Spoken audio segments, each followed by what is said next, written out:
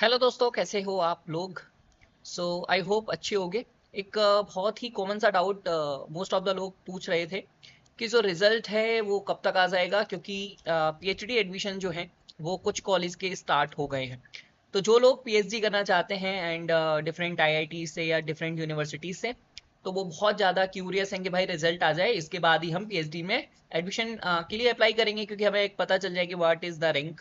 Okay. So उनके लिए बस मैं यही बोलूंगा कि देखिए, वैसे तो रिजल्ट फर्स्ट वीक मुझे भी लग रहा था कि आ जाना चाहिए, but the main reason is कि देखिए, जो आपका एनटीए है, जिसने आपका कंडक्टिंग बॉडी है बेसिकली, जो आपका सीएसआर एग्जाम करा रही है, वही बेसिकली अभी जेडबलई एग्जाम भी करा रही है। और आप सभी जानते होंगे या नहीं जानते होंगे, तो मैं आपको बता दूं कि जेडबलई एग्जाम जो है वो सेकंड सीजन या सेकंड सेशन आप कह लें, तो उसके एग्जाम्स अभी ऑन गोइंग है। और आई थिंक इस वीक में वो फिनिश हो जाएंगे।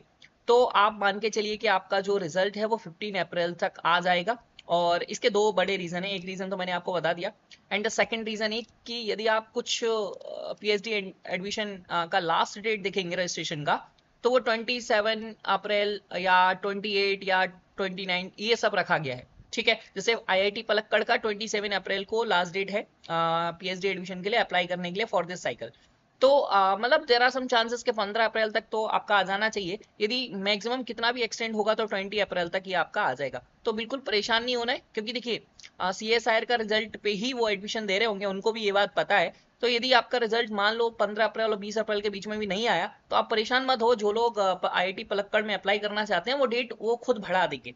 ठीक है, तो बिल्कुल घबराना नहीं है कि आपका रिजल्ट आया नहीं है और ये एडमिशन का लास्ट डेट कम मतलब बहुत पास आ रहा है, फिर आप अप्लाई कैसे करेंगे, प्रिपरेशन कैसे करेंगे। तो मैं बस यही कहूंगा कि सजेशन यही रहेगा आप लोगों के लिए कि यदि देखिए, आप लोग एग्जाम देके आप लोग आए हैं, ठीक है, तो आपको ये तो पता होगा कि आपका एग्जाम कैसा गया है, क्या रैंक बन रहा है। ठीक है, यदि आपका रैंक अच्छा खासा बन रहा है, क्योंकि देखिए आंसर की और वो सब तो आ गया है, तो आपको ये पता है कि आपके मार्क्स क्या है। और मैंने आपको पहले ही बताया कि 110 प्लस आपका मार्क्स बन रहा है, देन आप श्योर हो जाइए आपका जेआरएफ है। ठीक है। यदि आपका इतना मार्क्स प्लस हो रहा है, देन आप अपना प्रिपरेशन पीएचडी एडमिशन के लिए जो इंटरव्यू प्रिपरेशन है वो आप अपना स्टार्ट कर दीजिए। ठीक है, जैसे ही रिजल्ट आएगा then you have to apply. Clear है। तो आपका रिजल्ट से रिलेटेड आई थिंक अब कोई इशू नहीं होना चाहिए। और जैसे जैसे पीएचडी एडमिशन अलग अलग कॉलेजेस के स्टार्ट होंगे, I will update you on this channel. And one more thing, कि मैंने एक न्यू चैनल स्टार्ट किया है। ठीक है, you all know that my name is श्रेय। एंड ये न्यू चैनल पे आप अपना सपोर्ट दिखाइएगा। ठीक है, and share with your friends. इस चैनल पे आपको जो फ्यूचर में क्या मिलने वाला है, सो मोरलेस आप ऐसा समझ सकते हैं, दिस चैनल इज फॉर की better connection with you all. ठीक है, मैं चाहता हूँ कि आप लोगों से मैं अपने दिल की बात कर पाऊँ, मैथ्स को बहुत अच्छे से पढ़ा पाऊँ आप लोगों को, राइट। तो वही हम आगे कंटिन्यू करेंगे, डिफरेंट डिफरेंट सीरीज। जैसे मैं हमेशा फील करता हूँ कि समटाइम्स जो भी स्टूडेंट्स आते हैं तो उनका बेसिक्स बहुत ज़्यादा कमज़ोर होते हैं कभी कभी। तो इस चैनल पे बेसिकली आपको बेसिक्स टेक्निक्स बेसिक्स कॉन्सेप्ट पे वीडियोस आती रहेंगी। So you can just subscribe. And otherwise सारा updates regarding PhD admission and other entrance exam like MSc entrances and JW entrances, I cover all the entrances. Okay.